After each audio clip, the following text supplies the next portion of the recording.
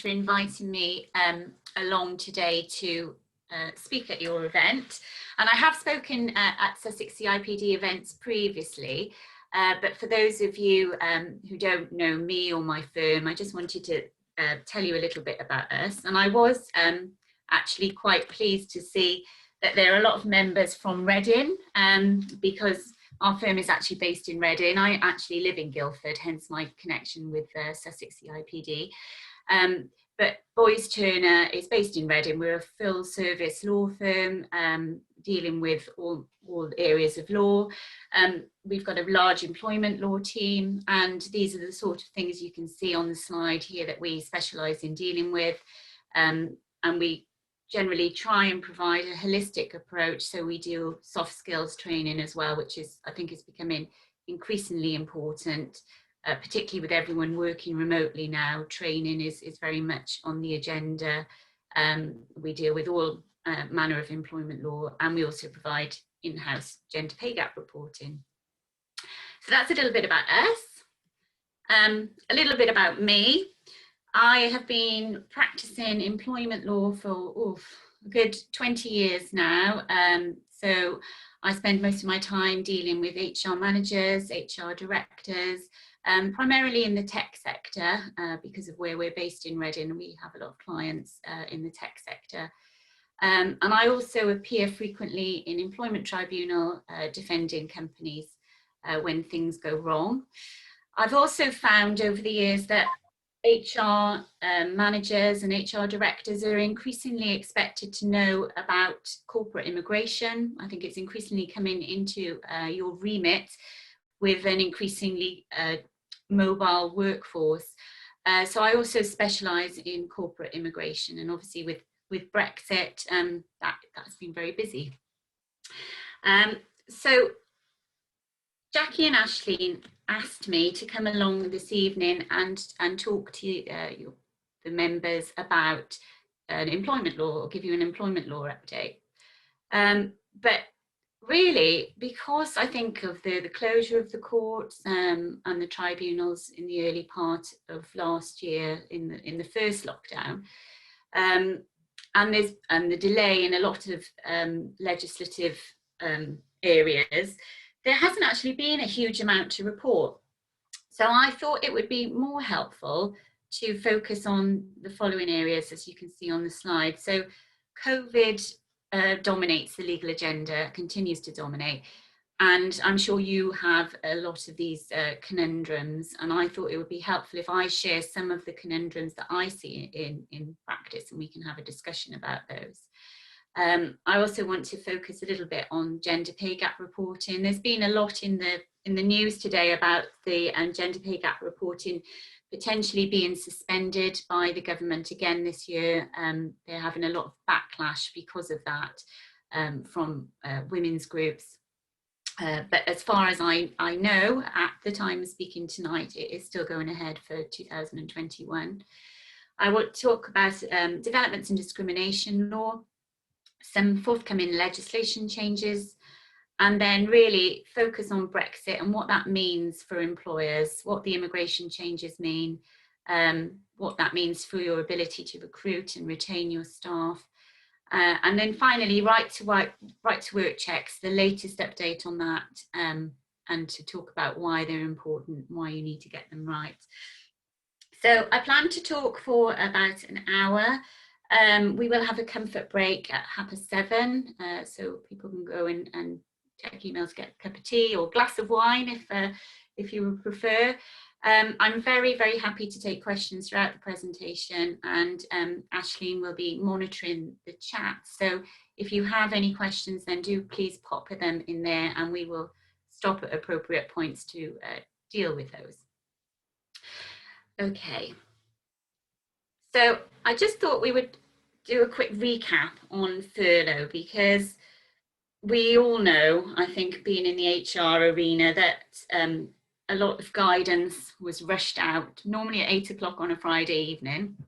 And there's been various schemes and amendments throughout the course of the last year. So I thought I would just recap where we are now. So the furlough scheme, so the coronavirus job retention scheme, has now been extended until the 30th of April this year. And under that scheme, employers can claim 80% of wages for hours not worked.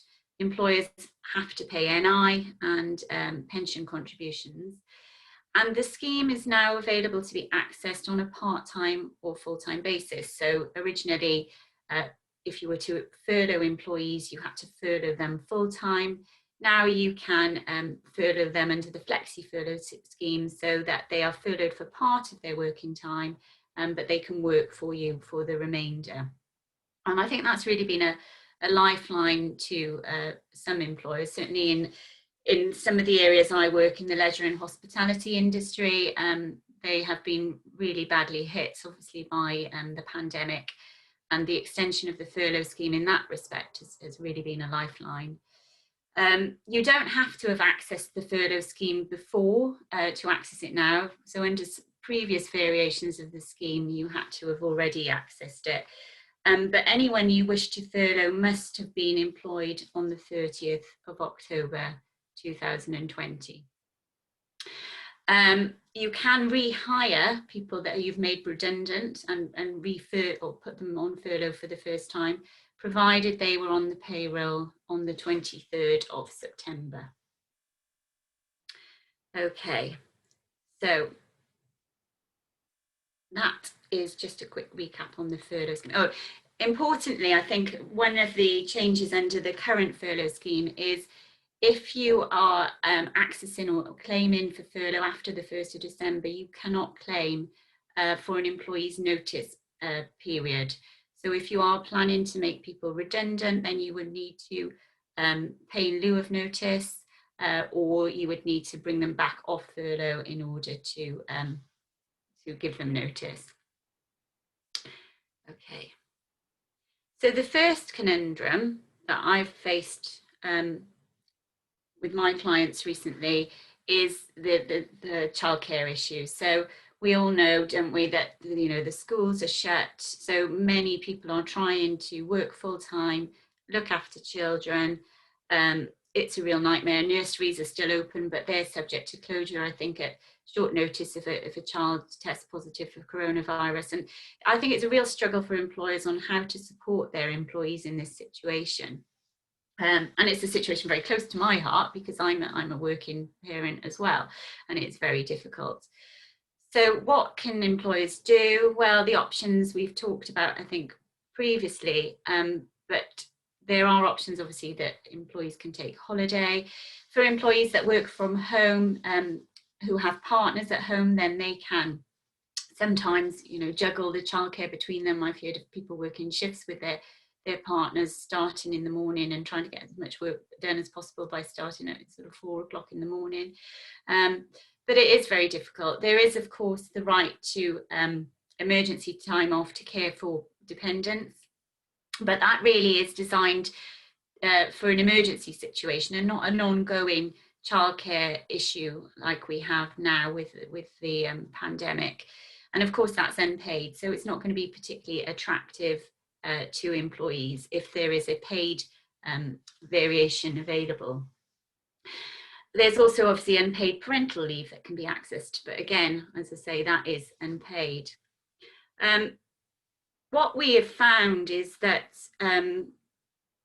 we've had a lot of requests from employers saying, do I have to furlough those with childcare responsibilities? And the government have made clear, of course, that furlough can be accessed for those who need childcare, but it's still very much the case that it's not a right. An employer can consider it, but they don't have to grant it. And I think the situation has changed somewhat since the last lockdown, because I think at that point, businesses were in a survival mode. And they were much more willing to grant furlough requests or to put people on furlough, whereas I've certainly seen from my clients this time around that there is, they have come through the pandemic, they have survived, everybody's become used to working from home, and there is a lot of work to be done in a lot of sectors, and they need the employees to do that work. So I've seen certainly studies as well where I've read that 1 in 7 requests for furlough have been turned down. So what are the risks of that? Well, I mean, the obvious one is discrimination. It is generally accepted by tribunals, as we know, that childcare disproportionately affects women. So if you were to not grant furlough, then potentially there would be claims for discrimination. We haven't seen any yet, but I think that will certainly be something that will be on the horizon.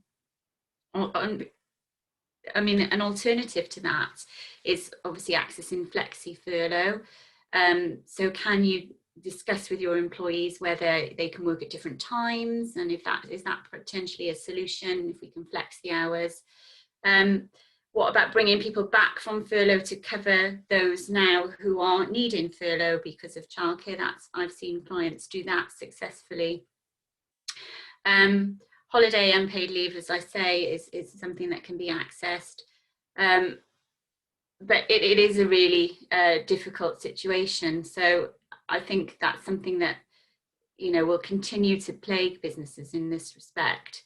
Other businesses I've spoken to recently actually have developed because they don't want to access the furlough scheme, because from February, of course, the government is publishing details of employers who are accessing the furlough scheme, and some businesses don't want that publicity. You know, they don't want to be seen to be not doing very well and having to access the furlough scheme.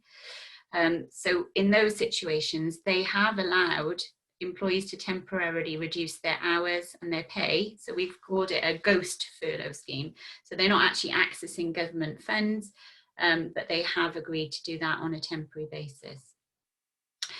So that is the first conundrum. Aisling, have we got any questions on that? We do, yes, thank you. I've got a question from Moira.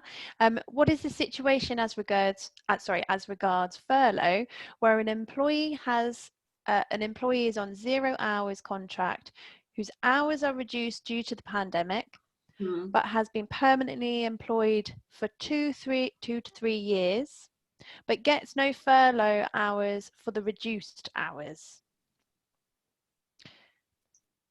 It says the above should say furlough compensation for the reduced hours. Oh, I think that's quite a specific question. So maybe if we can, I can maybe concentrate on that later on. Are there any others? Yes, so there was one more from Chris Whiting.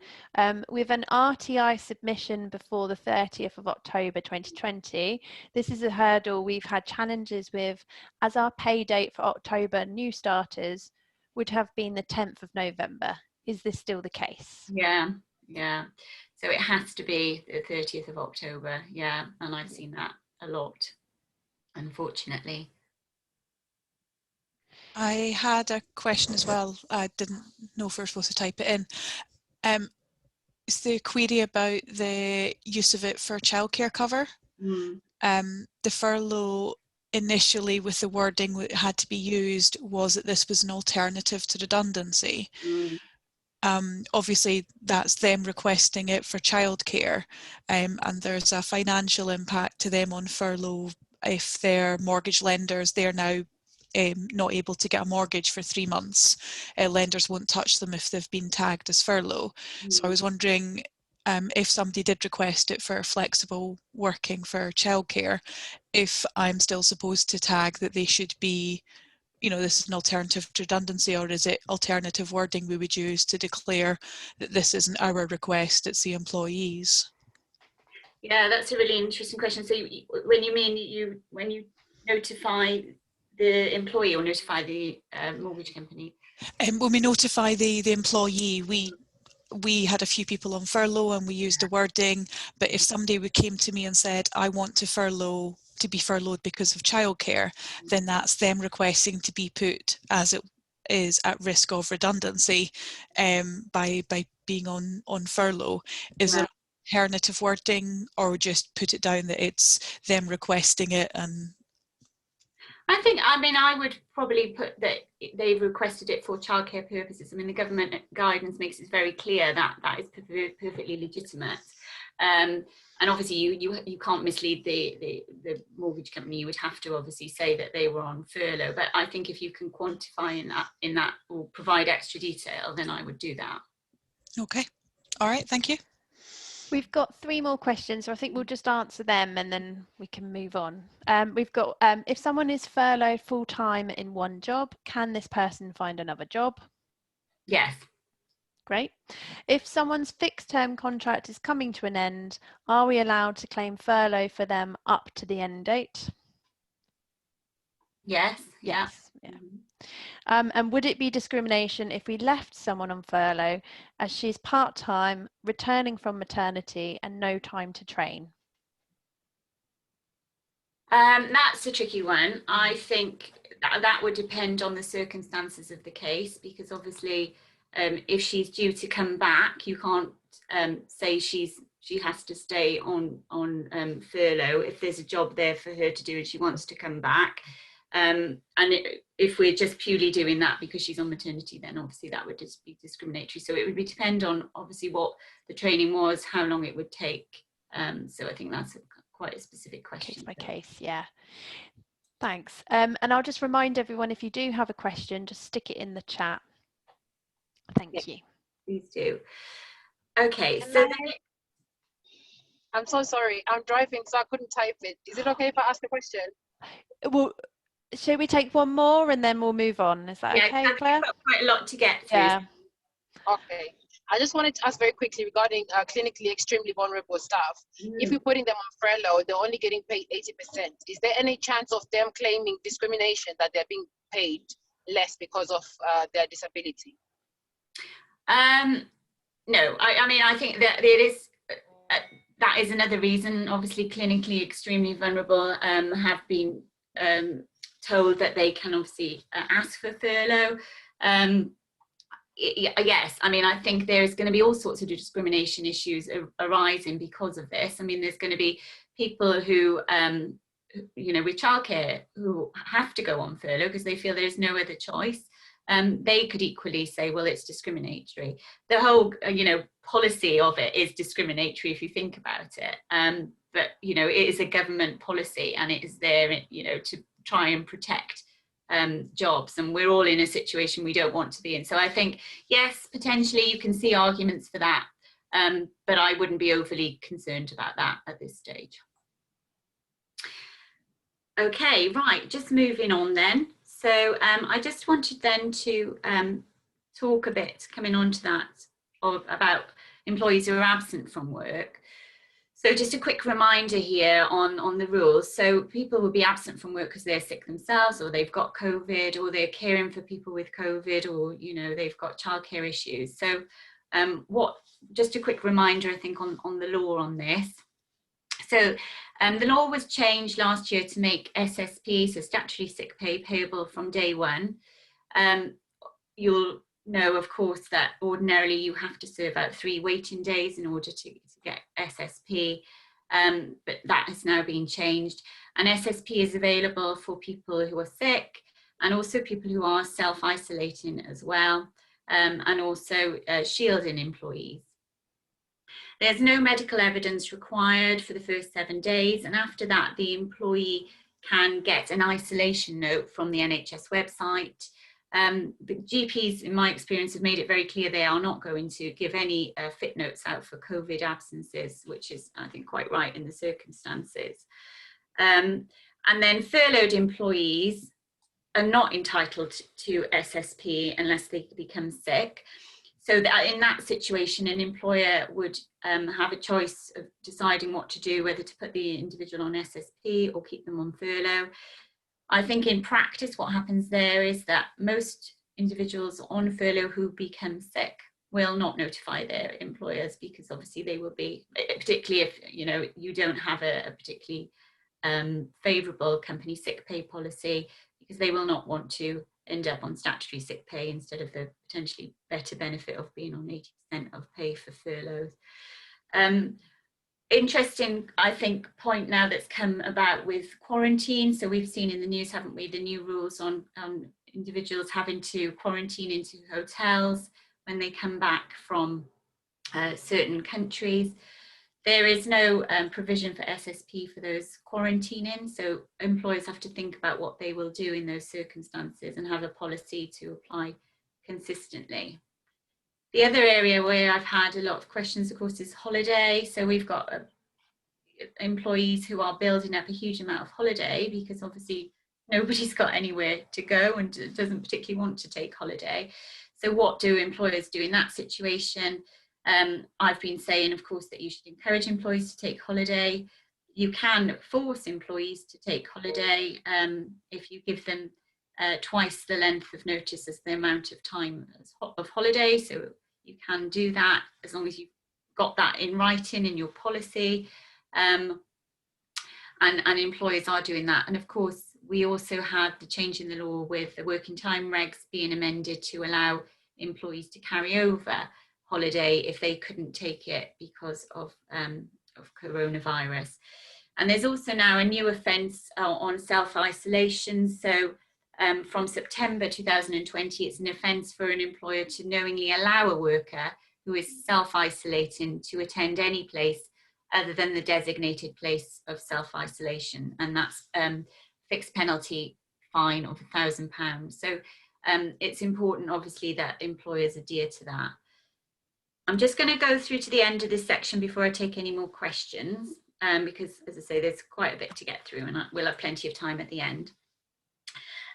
Another area where I've had loads of questions is what if employees refuse to attend the workplace? I'm sure you've all had this as well. Under Section 44 and Section 100 of the Employment Rights Act, if an individual has a reasonable belief of serious and imminent danger, then they can refuse to comply with a lawful instruction to attend work, and they are protected from being subject to a detriment or dismissal as a result of that. Importantly, individuals don't need any length of service, so they don't need the normal 2 years length of service in order to bring a claim in that respect.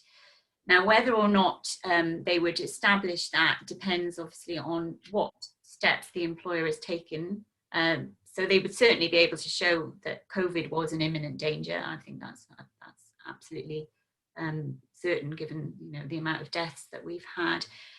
But whether or not they have a reasonable belief they're in that danger is down to what steps the employer has taken to comply with their health and safety duties, what risk assessments they've taken, have you got a COVID outbreak plan, what other steps have you taken, and of course the vulnerability of the employee themselves. So if they are in a vulnerable category, if they're clinically extremely vulnerable, or they're shielding, or they are shielding because they are clinically extremely vulnerable, or they live with shielders, obviously that will all be taken into account by an employment tribunal when considering that. And of course, at the moment, the current advice is you should only attend the workplace unless you cannot, reasonably work from home. So employers should be facilitating that as much as possible. So I think the really important thing to focus on there is that, communication. It's about communication, it's about reassurance, it's about making sure that your workplace is COVID secure. This is another interesting area, I think, that I've had a lot of questions on, which is, you'll have seen in the news, Pimlico plumbers said that they weren't going to employ anyone unless they'd had the jab. We're obviously at a stage at the moment where the vaccine is not compulsory. So really, whether or not you get the vaccine is not in the individual's gift or indeed the employer's. But I do think this is going to be an area which will generate a lot of case law. I think it's going to be an area of development. The thing I think to remember here is, if you can't enforce a blanket policy to say all employees must be vaccinated, it's going to be very much down to what sector you work in. So we have a lot of clients in the care sector, for example, where they work with vulnerable people, they would, be in a much better position, I would say to their staff, you must be vaccinated in order to work here. But ultimately, it's going to come down to, is there another way in which you can ensure the safety of these individuals? So is the workforce, is the workplace COVID secure? What other steps are you taking? And of course, there's going to be all sorts of ethical and other legal issues, because we've seen in the press that some religious groups are saying that they don't think members of their community should be vaccinated. So would that lead to potential religious discrimination claims? There are other people who are saying that they have a potentially philosophical belief that they shouldn't be vaccinated. So again, I think that's going to be a really interesting area to look at the moment. Of course, we've got veganism is protected as a philosophical belief, whereas vegetarianism isn't. So I think lots of areas for discussion on that. And one other area where I had a question recently was, if we do force somebody to be vaccinated and they have an allergic reaction to the jab, will we be liable for personal injury?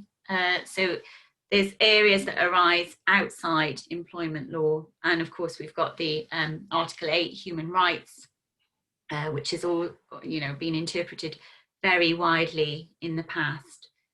So lots of tricky questions. I don't think we know the answers to those yet, but I just think it's something to be aware of, that going forward, we will have lots of discussion and potentially claims in that respect. Lastly, for my COVID conundrums, I just wanted to talk a little bit about remote working. So this has been a positive, I think, to come out of this year, that employers now recognise that employees can work productively at home, and the presenteeism culture is slowly being eroded. But there are lots of obligations still that for employers in relation to workplace, even if that workplace is, your spare room or your kitchen table. So employers still has to remember that they have health and safety responsibilities. So you should be carrying out risk assessments. Now, that doesn't mean you have to turn up at your employees' houses and with a, clipboard and start checking stuff off, but you do need to have carried out some kind of risk assessment. That can be a questionnaire or an online form that they have to complete. And you need to make sure that your staff have all the equipment that they need, because you have this ongoing duty for their health and safety. Another area of focus I've seen is, of course, mental well-being of your staff. It's very easy for staff to feel isolated and alone when they're working remotely. So some clients I've seen have implemented some really good schemes, so buddy systems, virtual coffee mornings, just doing everything to try and make sure those individuals feel connected and part of the team, making sure that they feel engaged. The other thing to focus on, and I think it often overlooked, is your managers. So managing teams remotely is a much different skill set for managers. It's much harder, and I think we've seen a lot of clients wanting to train their managers on remote working and remote leadership, which is, I think, an area which is a very good area to focus on and bring out the best in your people. GDPR and client confidentiality. So if you've got your employees working at home, they'll have client confidential information. What are they doing with that? Do you have a sort of paper-like policy where you're discouraging people from printing, because obviously you don't want particularly their family members to see confidential information? How are they disposing of anything if they do print it? Have you got a policy on that? And what are you telling your employees? That's all areas that you need to make sure that you focus on. What about the equipment they're using? Have you communicated confidentiality policies on this? And also home insurance. So most employees will have household insurance, but it won't cover business activities unless it's been disclosed and agreed with the insurer. So that's something to think about. Look at your employer liability insurance and your cyber security insurance if you've got it, to make sure it covers employees working from home. And make sure obviously that the equipment that you're providing is safe. So if a family member of your employee was to be injured as a result of defective equipment that you had provided, obviously you could be held liable. So it's important that employees are aware of this. It's important that they're aware they have to report accidents to you in that respect. Leases and mortgage deeds. So again, I've had lots of questions on this. So some leases and mortgage deeds will require the consent of the landlord or the mortgage provider, or they will contain restrictions on working from home. So consider whether you should ask your employees to confirm whether or not they're subject to any restrictions under their mortgage deeds or leases in that, and confirm that to you and ask them to check that, or ask for them to get consent. The other area is more of a practical area, of course, is kind of supervision. So in our firm, our juniors learn by osmosis, by listening to us. They're obviously feeling far more isolated now, our trainee solicitors and our junior lawyers. So making sure as well in other organisations where you've got a similar structure that you're aware of the risk of that, and people have enough support and supervision. And finally, contractual changes. Do you need to change your contracts of employment? So we went into this, I think, thinking it was a temporary thing. Here we are a year on. We're all used to working from home, but some businesses are deciding that they want to carry on with that permanently. In which case, do you need to look at your place of work clauses in your contract of employment? Are you asking employees to work from home permanently, or are you forcing them to do so because you want to save money on office space? If you're forcing them to do so, what if they don't consent? Is there an obligation on you to consult with them and try and change terms that way? I mean, in most cases, I think employees are fairly happy to consent to working from home, but consider what you need to do in that respect. And obviously with that, also make it a requirement that they have to attend the office for certain meetings, so that they don't work from home, or you don't have any contractual right to ask them to come into the office. Important that you retain that.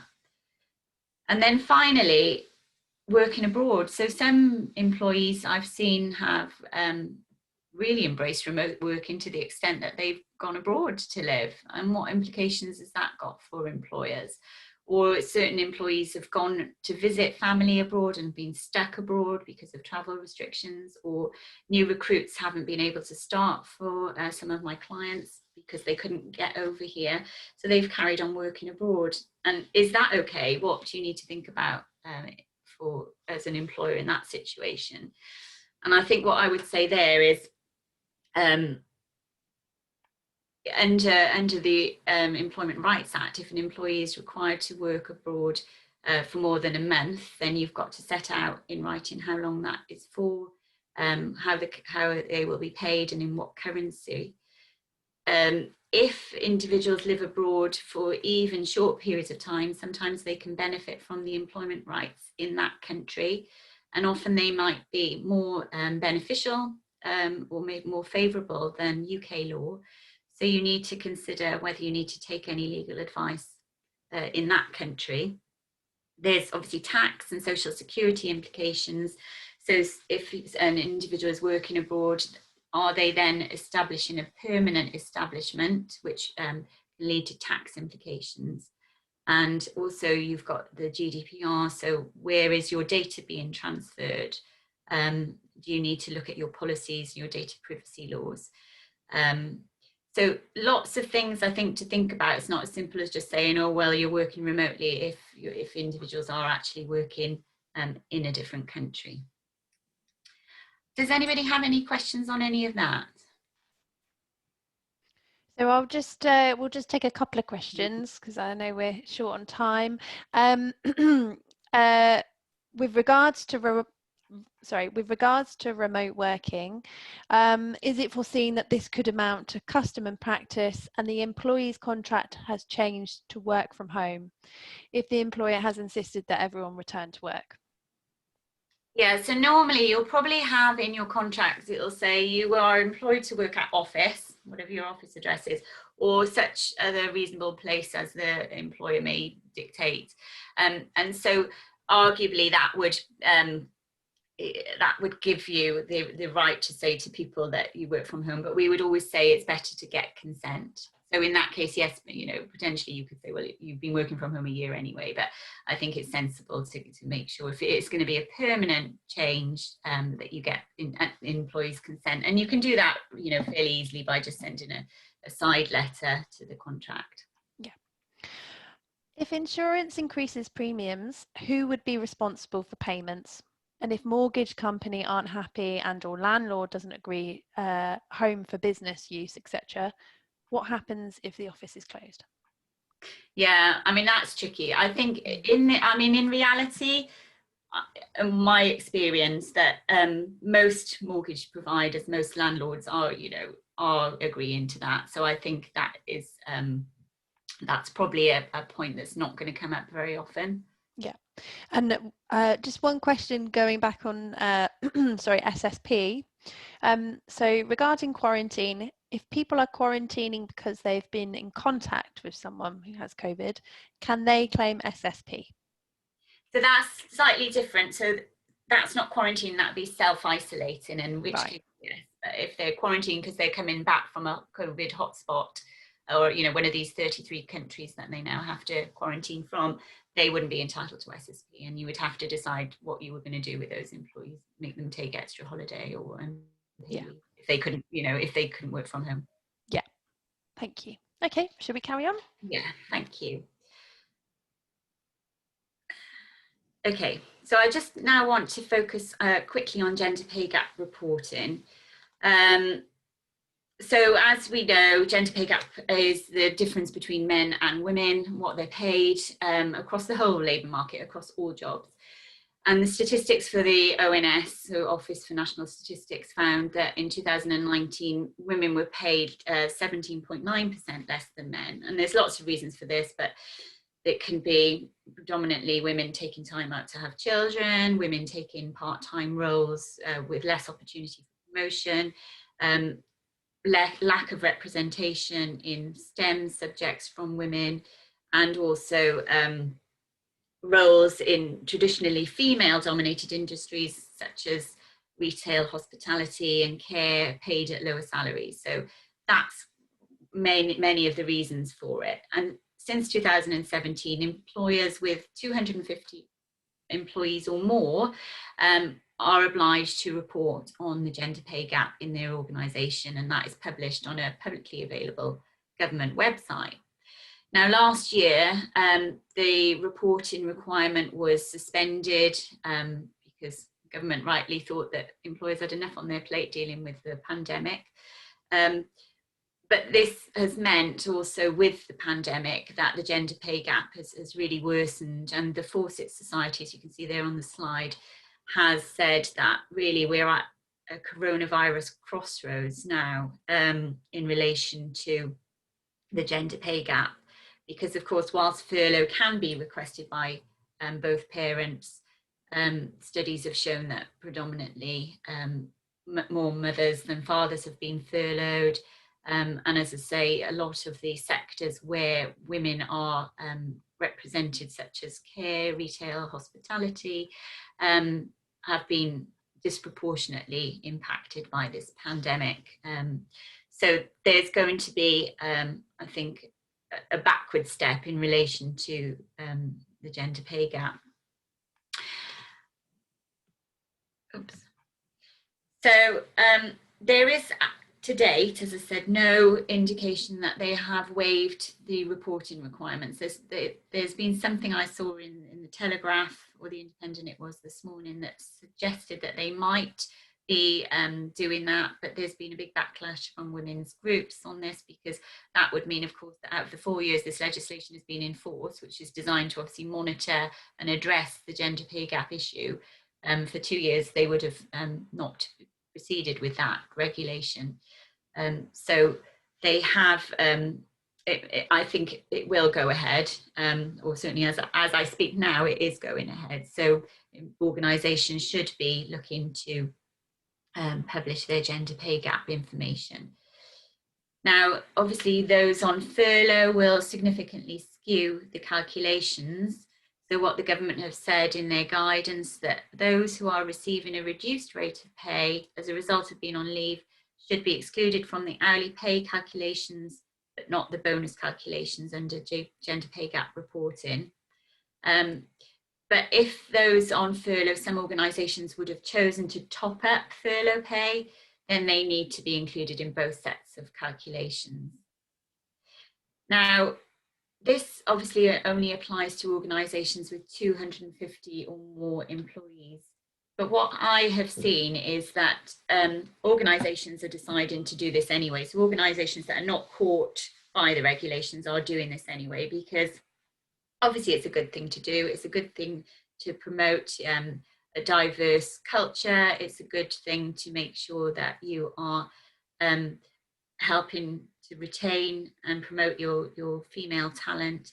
But also candidates now are looking increasingly at employers' diversity statistics. They're looking at their employers' gender pay gap and flexible working policies and how many women are on the board.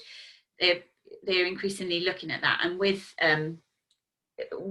the coronavirus pandemic, I was reading a study that said 1 in 4 people are actually looking to leave their current employer because of the way they had been treated over the past year.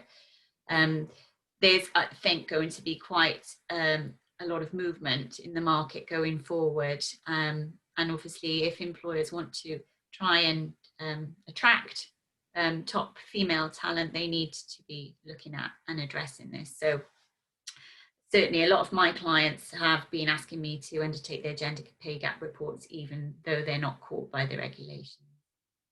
Okay. Just sticking with the diversity theme here, because I want to try and make sure we canter through this, because I want to get onto the Brexit stuff before we break.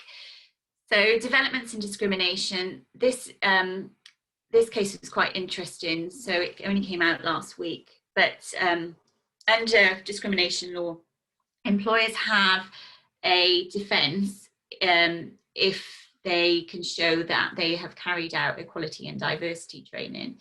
So the law says employers are vicariously liable for the acts of their employees. So any discriminatory act an employee undertakes is held to be at the hands of the employer as if it has been done by the employer, unless the employer can show this reasonable steps defence. And ordinarily the tribunal will look at, have you got an equal ops policy?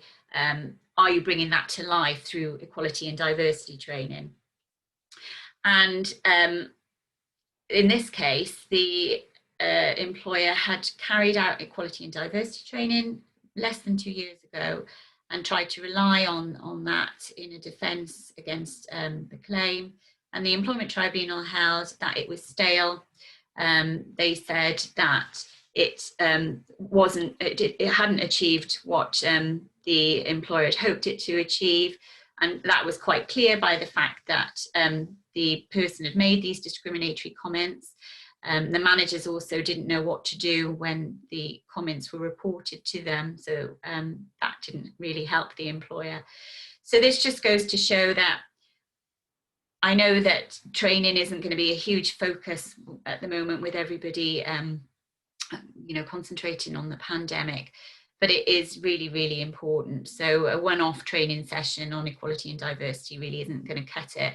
You need to make sure that you are refreshing your training at least annually. And this is something that we do for our clients regularly, and it really is important. Should we have a break now, Aislinn, do you think? I know it's a bit early, but that's kind of a natural break in the presentation. So if people want to have a sort of 5-minute comfort break, and we'll reconvene. Yeah, so where are we now? 16 minutes past. Yeah, come back in 5 minutes and we'll start up again. All right, thanks. Thanks, everyone.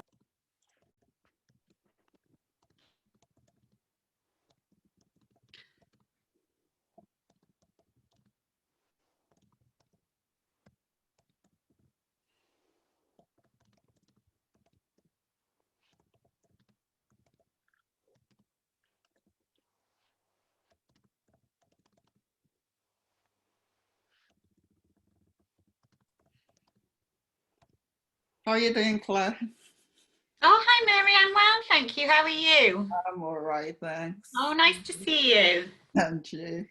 I did say hello earlier, but the messages were so many, so probably. Yeah, I can't actually see the chat panel. Okay. And so I think I have to click on it. So I don't want to do that just in case I end up losing the whole presentation. Yeah, I might just ask you a couple of questions now. I know not everyone's joined back. Is that okay, Claire? Yeah. So we have had someone, and this was back on the 0 hour question from Moira. I thought we'd already covered this, but Moira's asked again if I can ask. That's the one we talked about earlier. Maybe if I catch up with Moira at the end or after the event. Yeah, that's fine. Yes, yes. Yeah. It's not me specific. It's just it is an issue where with McDonald's, obviously in the hospitality sector, where what they've done is they've assessed their workforce, and because they're not allowed to do, not allowed to do service in the McDonald's outlets. It has only got to be on a drive-in facility. So therefore, it means that they don't need to have people working as many hours. So whilst you might have been on for the last couple of years on, or even or any period of time, you've been on a full-time contract, or 4 days a week, 3 days a week, and then it's reduced, and you don't get any furlough, any opportunity for any furlough.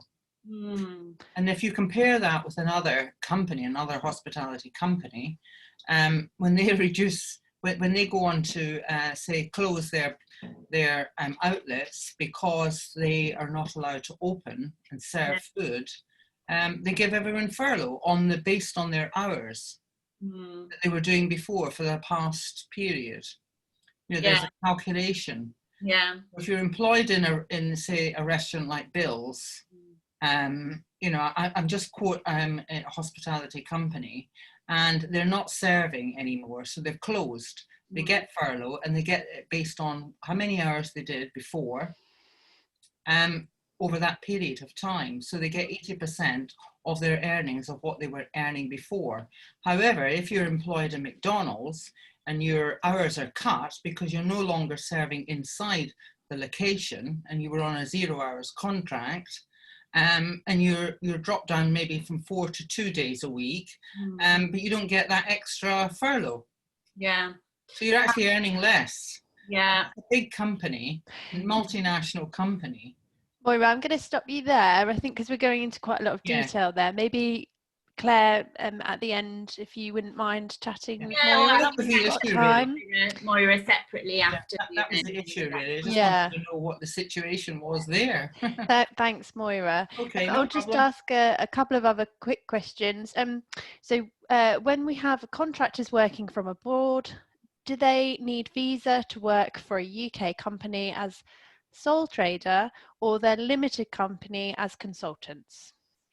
That is a really good question, and I'm going to be covering that in our next section. So lovely. Okay. And just to let everyone know, we will be sharing tonight's slides, by the way, and a recording of it to everyone that logged on. Yes, and if we don't get to cover all the questions, do put them in the chat at the end, and I will answer them afterwards, and I'll send them out to you, the answers as well. Okay, so I just wanted to cover, well, the UK's new immigration regime in about half an hour, but I think it's important that that we do cover it. So let me just, oh, what's happened? Right, here we are. So from January 2021, as we know, or as many of you will know, there is a new system, a new UK immigration system. So freedom of movement ended, and now anyone coming to the UK for the first time from the 1st of January this year from the EU would need to apply under the new system. Existing employees who have been resident in the UK by 11 p.m. on the 31st of December can apply to stay in the UK under the EU settlement scheme. So this new system is very similar to the Tier 2 system for international migrants. And I know many of you may be familiar with that. If you work for companies that already have a sponsorship license, or if indeed your own companies have a sponsorship license.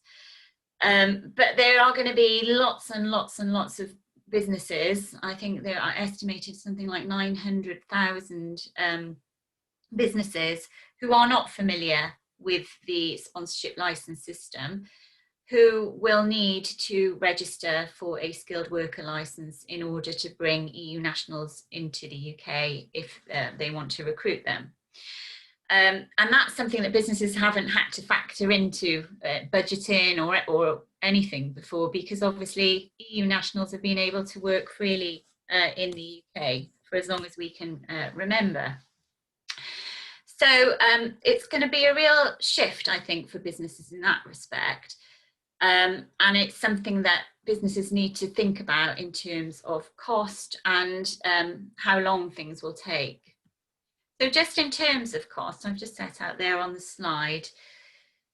So a skilled worker licence, the government fee for that is about £1,500. Then there's visa fees as well in relation to the individuals, which can be anything from, depending on the type of licence or type of visa, from between £600 to £700 to £1,000.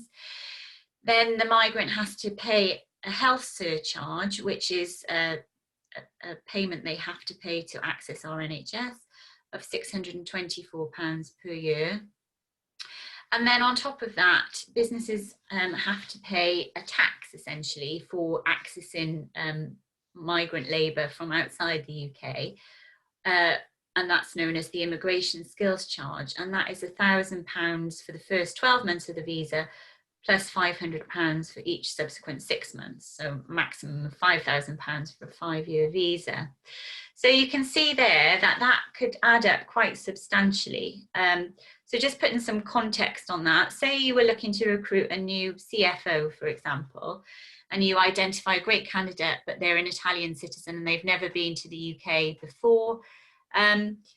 If you've already got a sponsorship license, great, you've already saved yourself the £1,500.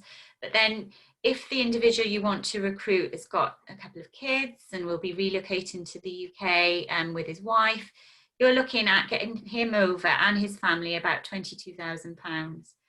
So that is the extreme end of the scale, but you can see that it quickly adds up for businesses.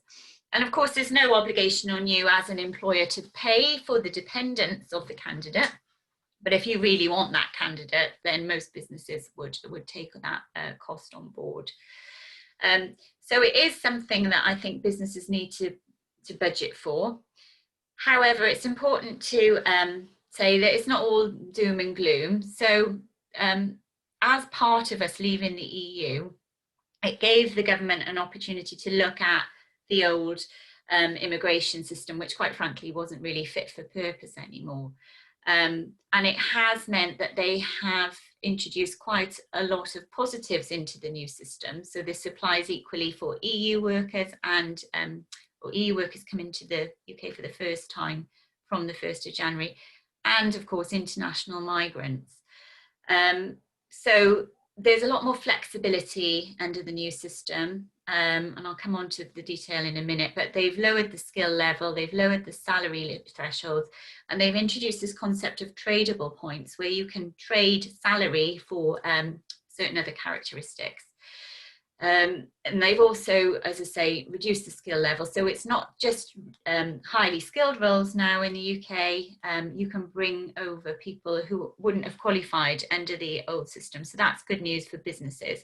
So for example, aircraft technicians, IT systems administrators, graphic designers now qualify and wouldn't have done under the old system.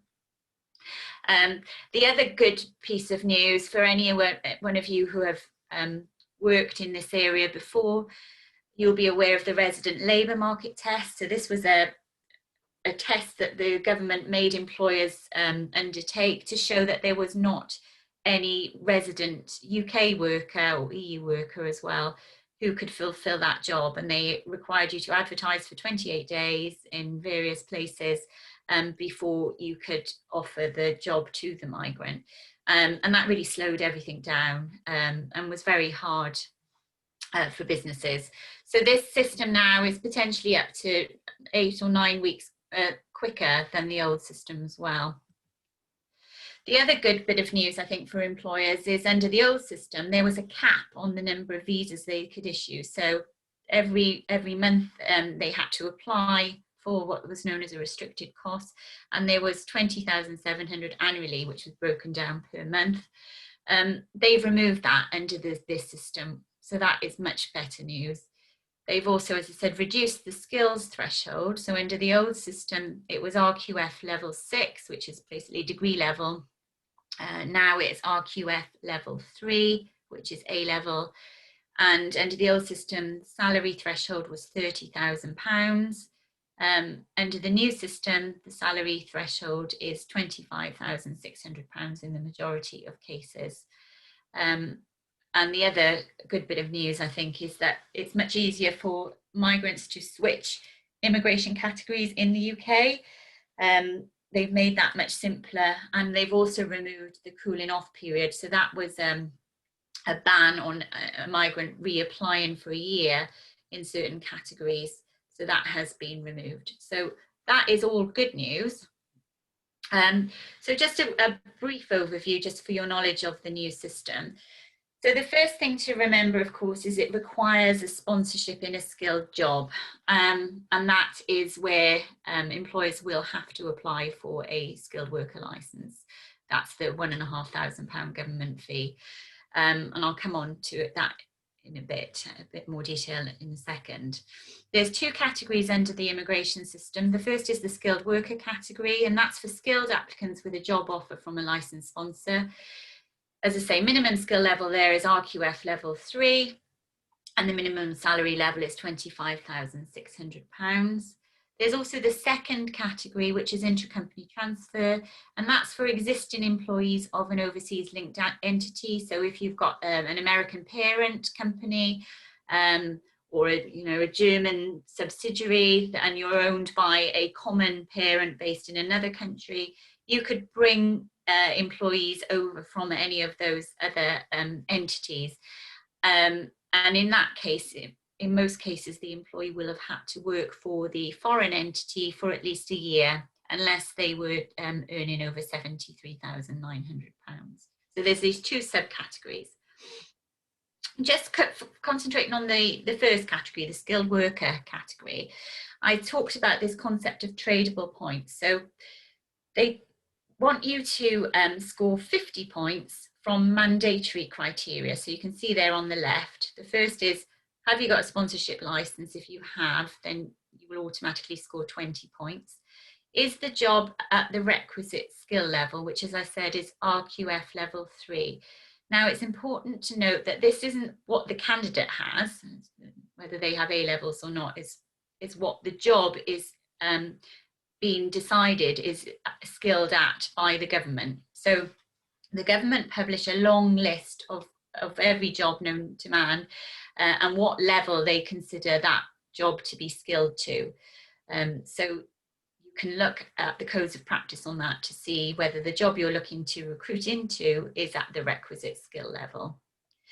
And then they also expect the migrant to speak English language to a certain level. So if they've studied in the UK, that will be automatic, or if they're from a predominantly English-speaking country, such as America, Canada, or Australia, then they would be automatically qualified. So that's the mandatory points. Then this concept of tradable points. So you can see there from the slide, there's salary levels. Now, I said ordinarily the minimum level would be 25,600. So that's the going rate for the job.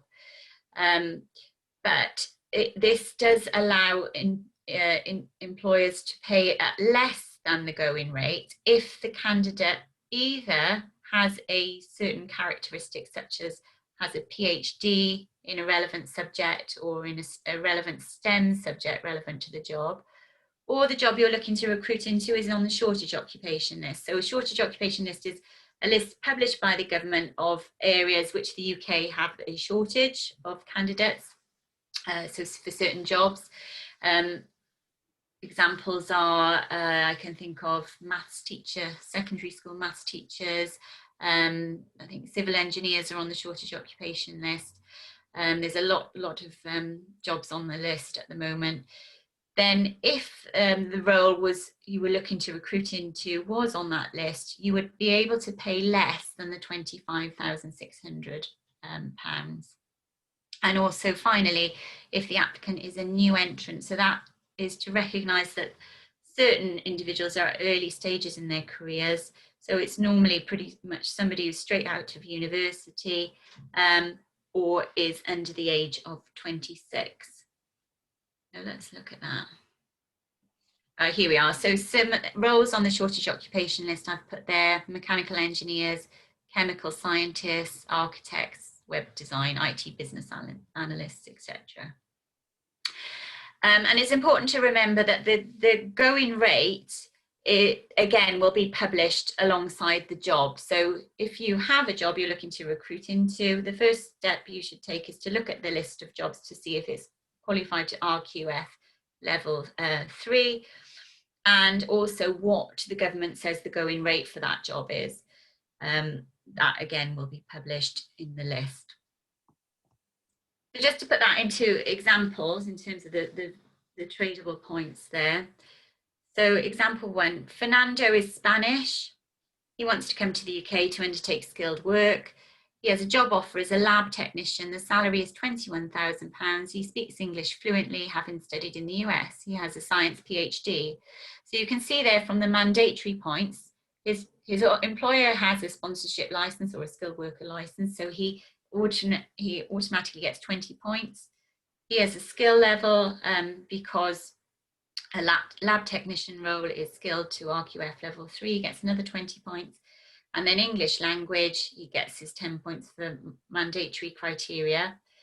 Now, ordinarily, he wouldn't score anything for salary because it's below the 25,600 minimum salary level. But because he's got a PhD in the STEM subject relevant to his job, he can trade those salary points for the 20 points because of his PhD. He then qualifies. Just another quick example as well. Ricardo has a job offer to be a mechanical engineer at 26,750. He meets the mandatory criteria.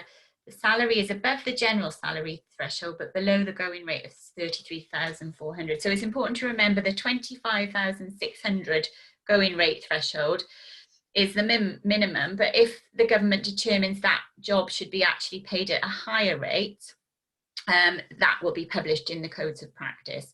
So in this case, the going rate for a mechanical engineer is actually £33,400. Now, in this case, he wouldn't qualify for salary again, so similar to the example I just talked about, but because his job is in the shortage occupation, so mechanical engineers are on the shortage occupation list, he gets his 20 points there. So again, he's trading off his salary for certain special characteristics. So that you can see there that it is offering additional flexibility for employers. So that is good news. Just quickly in relation to additional applicant requirements. So even if the migrant scores all the points under that system, they still have a financial requirement to meet. So they must show that they've got certain savings in their bank account.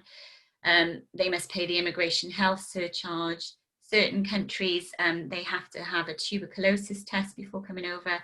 And in certain occupations, they also have to undergo an overseas criminal record check. The intercompany transfer route I've talked about. So this is for linked entities that they must earn at least 41,500 in the new role. This is slightly different in the skill level, hasn't been lowered, so they still need to be, it needs to be a degree level role they're coming to fill. And they must have worked for the organisation for at least a year, unless they're earning over £73,900. And just the last point on the slide there is intercompany transfer route doesn't lead to settlement. So the other route I talked about, if you are in the UK for up to 5 years in the skilled worker category, it means you can then qualify to stay here permanently. Intercompany transfer route doesn't lead to that, so your time here doesn't count.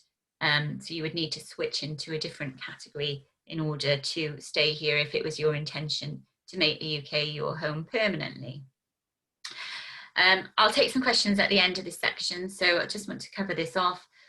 So the skilled worker licence, as I say, is going to be a new concept for many businesses. It is very, very valuable. If you've already got one, keep hold of it and make sure you comply with all of your record keeping and reporting duties. Essentially, it's a contract between the Home Office and the employer whereby they're asking you to undertake a lot of onerous duties in relation to managing the licence, reporting on the migrant, and you also have to appoint a number of key personnel to manage the licence for you, who will have significant responsibilities. They will also be looking at your background, so they'll undertake checks on the relevant people. They want to make sure that you've got appropriate HR systems in place, and they can come and audit you before they grant the licence, or they can come and audit you after they've granted the licence. But it's really important that when you're considering whether you're going to apply for a skilled worker licence, that you've got robust HR procedures in place, and that you are able to demonstrate that at a moment's notice if necessary. So have a think about all of those things if you think you're going to need to have a skilled worker licence. The licence is valid for 4 years, and you can then renew it. And there's an application process to go through, which is quite complicated, I must say. The government wants you to think that it's straightforward, but it is very easy to go wrong. And I've had a number of clients who have started the process themselves and ended up getting themselves in a terrible mess and having to call me in to help. So I would say if that's something you think you might need any help with, then do speak to your legal advisors or us. What about EU nationals already in the UK? So Irish citizens are able to continue to live and work in the UK. It doesn't apply to them because they are able to access or come and live in the UK through the common travel arrangement. As I said, anyone who has been here before the 31st of December 2020 should be being encouraged to apply for settled status. So they have until the 30th of June this year to apply. If they've been here more than 5 years by the 30th of June, whenever they apply, they will get settled status, which means they can live and work here permanently. If they've been here less than 5 years, by the time they apply, they get pre-settled status, which will then allow them to stay here until they clock up the 5 years to get settled status. It's a straightforward application, or it should be. Generally, you can do it on an app.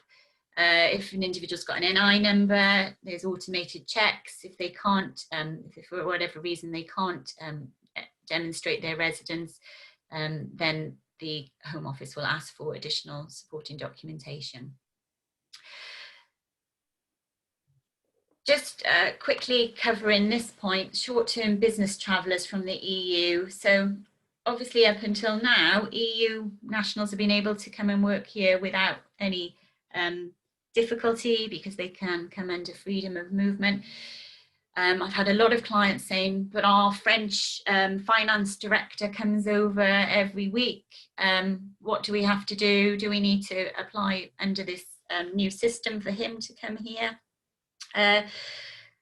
If he has already been undertaking that regular method of work and come into the UK frequently before the 31st of December last year, then he may well qualify under what's known as the frontier worker category. So it's a new visa the government have introduced really to cover this sort of situation.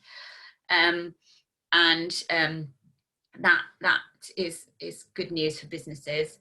But if not, then he may well have to apply under the new regime. he could potentially come over as a business visitor, but business visitors are very limited in what activities they can undertake, so they can't be paid in the UK.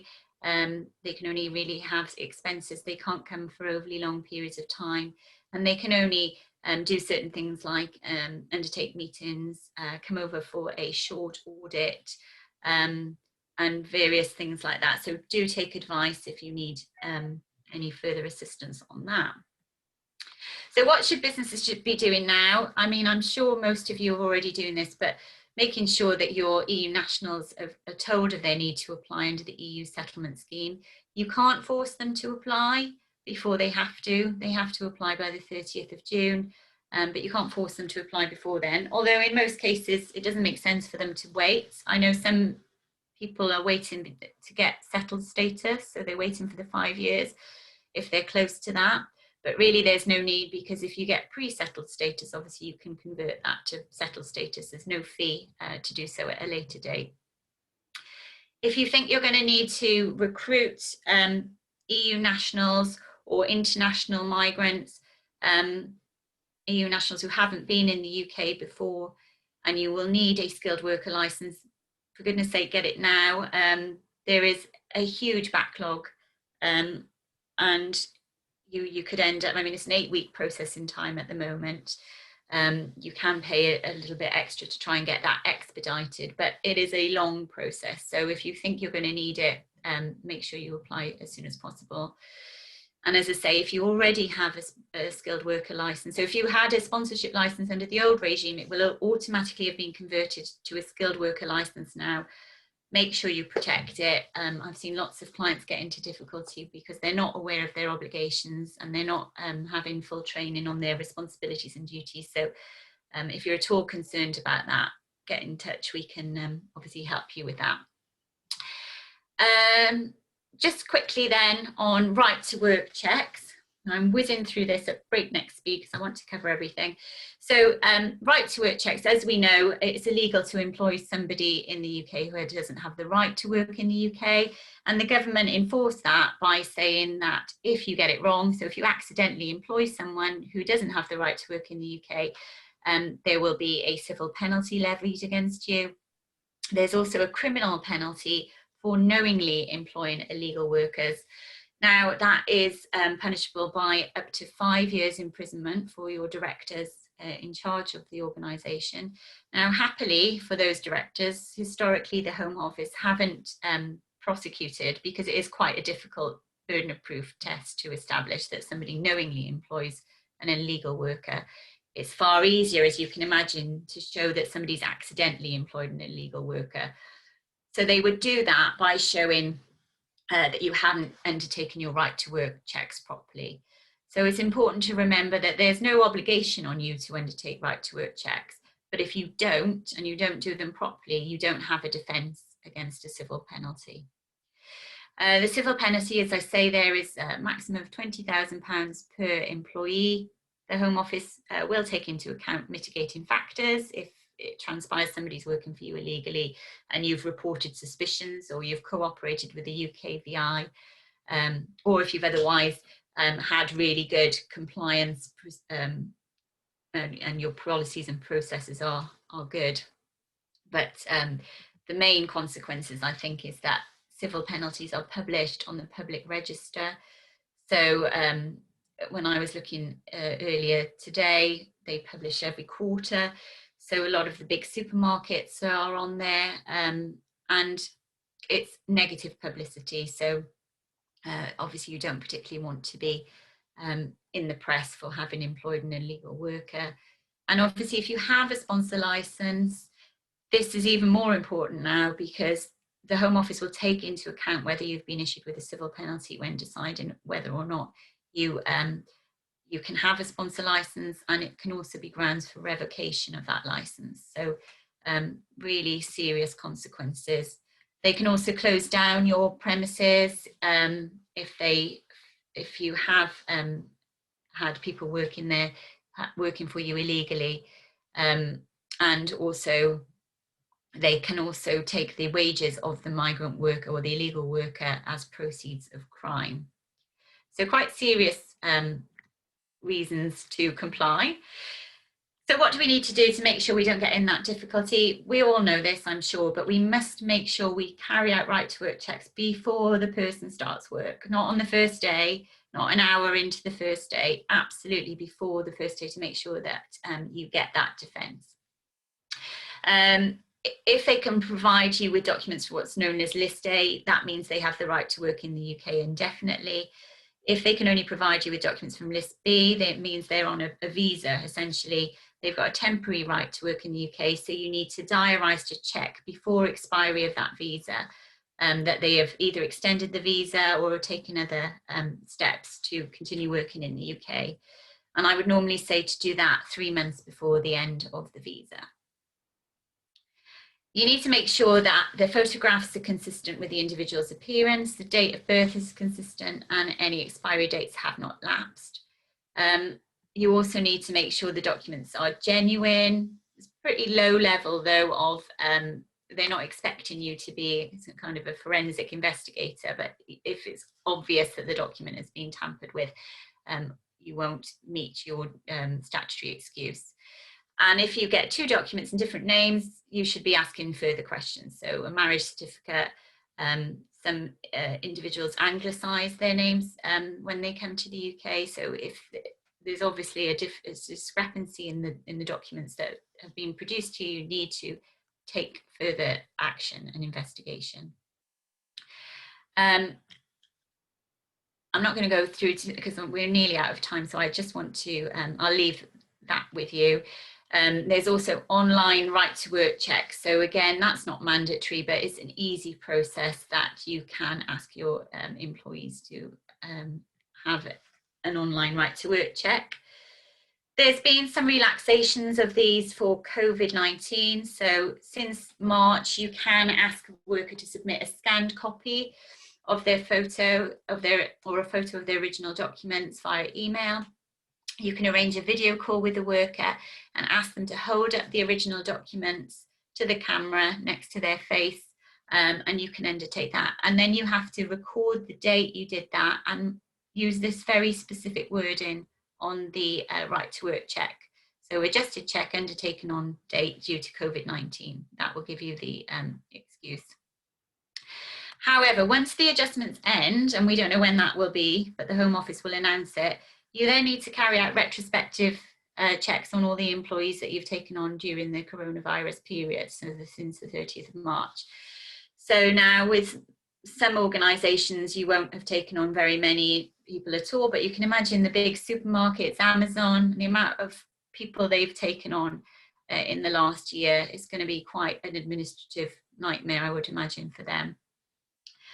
And once you've carried out the retrospective check, you have to use that wording that's on the slide. Avoiding discrimination. So employment law pervades all of this. So you must make sure you treat all your applicants in the same way at each stage of your recruitment process. Ask everyone you recruit to present their documents before they commence work, and don't make assumptions, obviously, on a person's ability to work in the UK on the basis of their background, appearance or accent. There was a case a few years ago, which was a discrimination case. An Indian individual applied for a job and was not able to proceed with the recruitment process because she didn't have the right to work in the UK. And Osborne Clark, which was a law firm in that case, was sued by the individual. And in that case, the Employment Tribunal held that it was discriminatory. They had made that decision too early in the recruitment process. And had they done it at a later stage, then they would have probably not been held to have discriminated against her. So it is appropriate, obviously, to ask right to work questions, but at an appropriate stage in the recruitment process. And just this tricky conundrum, which I've had lots of questions on, obviously the EU, people who are here at the moment, or who were here prior to the 31st of December, EU nationals, they have until the 30th of June to apply under the EU settlement scheme. But the government have said, because of this grace period, because they have the 6 months to apply, you as an employer cannot force them to apply earlier, but also you can't insist on seeing any evidence of them having applied under the EU settlement scheme, which means that the current right to work check system carries on. So you can just see a passport, an ID card for EU nationals. The difficulty for employers is you don't know whether that person has been in the UK before the 31st of December or whether they've just arrived on a plane yesterday. And in which case, if they haven't got, been sponsored under the skilled worker route, they wouldn't have the right to work in the UK. So for new employees that you're taking on now who are EU workers, EU nationals, you're not going to know. What do you do in that situation? On the one hand, the government is saying it's fine, carry on as normal, and you get the statutory excuse if it transpires that they are working here illegally. But on the other hand, if it's obvious from their CV or their application form, or they say something to you in an interview that they have only just arrived in the UK, then you could well be on the hook for knowingly employing an illegal worker, which, as I said, carries a penalty of 5 years imprisonment. So it is a really difficult conundrum for employers because you also don't want to be held to be discriminating. And the government have made it very clear that if you insist on them applying under the EU settlement scheme or ask to see evidence of that, that would be discriminatory. So it's a difficult route for or a difficult line for employers to tread. But I would always say, or my advice to clients in this situation is that it's perfectly acceptable. If you're on notice that somebody has just arrived in the UK, it's perfectly acceptable to ask them questions about how do they have the right to work in the UK? Will they need will they need to be sponsored, etc. That is perfectly acceptable. And I think in reality, although lawyers get very excited about these sorts of questions, it's going to be very hard for somebody to come over now and work in the UK without having the right to do so, because obviously we've got right to rent checks. You can't open a bank account without providing this evidence.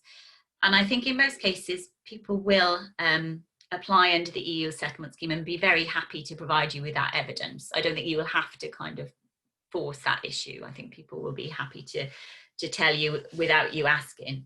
So it may well be a problem that won't present itself in practice, but it is actually at the moment quite an issue, I think, for a number of clients. I'm going to take some questions now.